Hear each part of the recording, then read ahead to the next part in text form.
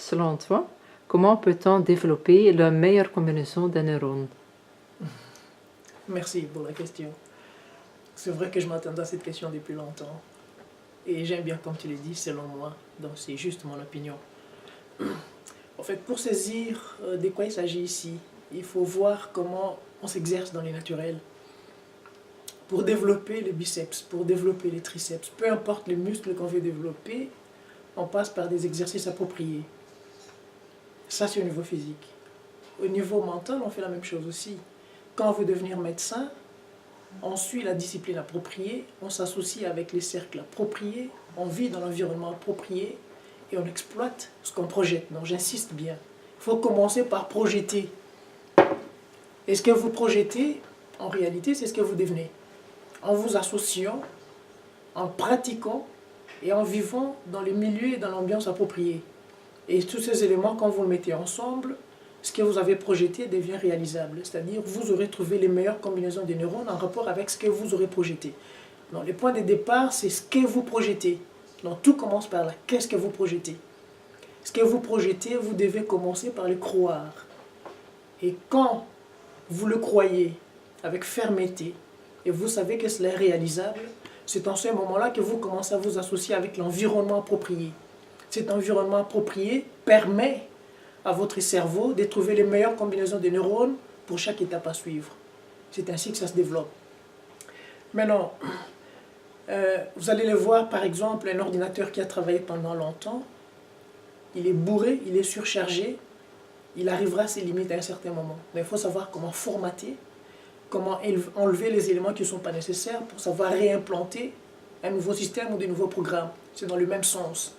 Observez bien ce que nous mangeons, ce que nous buvons, ce que nous respirons, ce que nous lisons, ce que nous écoutons, les informations que nous recevons, toutes ces données. Quel est le degré de leur pureté, quel est le degré de leur véracité? Pour contourner un peu cette question, pour en arriver à un élément qui puisse aider, il y a une expérience qui a été faite aux États-Unis. C'était des chercheurs, ils voulaient comprendre comment les animaux utilisent ou exploitent leurs instincts. Ils ont pris une famille de canards, ils les ont gardés dans un laboratoire, dans un immeuble climatisé. Dans leurs enclos, il n'y avait pas de nids, il n'y avait pas des lacs, il n'y avait rien. C'était dans un bâtiment climatisé pendant plusieurs générations. À la 17e génération, on a libéré, on a pris une petite minorité, on les a mis des antennes avec des caméras, on est allé les déposer dans un désert pour voir comment ils se débrouilleraient dans la nature. Au bout d'un certain temps, ils se sont tous envolés. Et curieusement, à partir de la caméra, on pouvait voir qu'ils se dirigeaient directement où il y avait de l'eau. Ils sont arrivés là où il y avait de l'eau, ils se sont installés, ils ont commencé à faire leur couvée, ils ont commencé à faire leur nid, enfin leur nid et puis leur couvée. Et puis, c'était marquant que les chercheurs ont tiré cette conclusion, ce qui est le plus intéressant d'ailleurs, que les canards avaient cela en eux.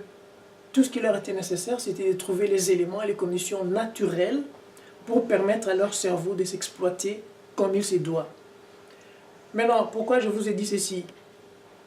Si vous vous associez, si vous vivez dans un environnement, dans un milieu où vos corps sont nourris avec des éléments qui ont des énergies qu'elles ont, enfin, pour comprendre cette notion, je vais l'expliquer.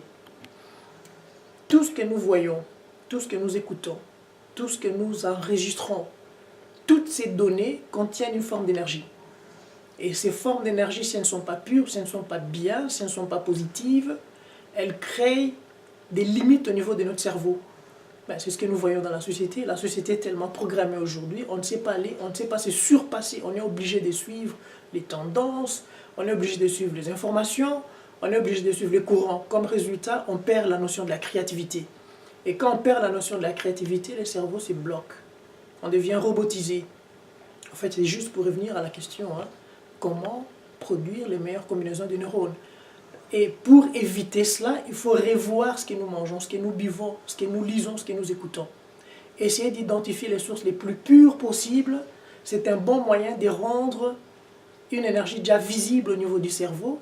Parce que ce qui va se passer, ben, c'est comme si vous prenez ce verre d'eau, comme vous le voyez là-bas. Il est transparent, l'eau est transparente aussi. Si je colorie cela avec quelque chose, je ne sais plus voir ce qu'il y a derrière le verre de l'autre côté. Donc c'est littéralement la même chose. Le cerveau a besoin de la transparence.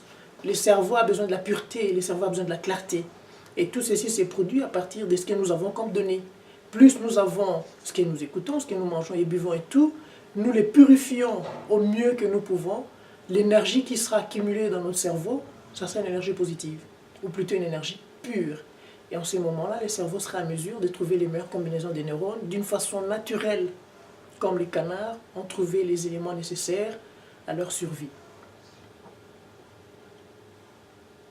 C'était cela mon opinion.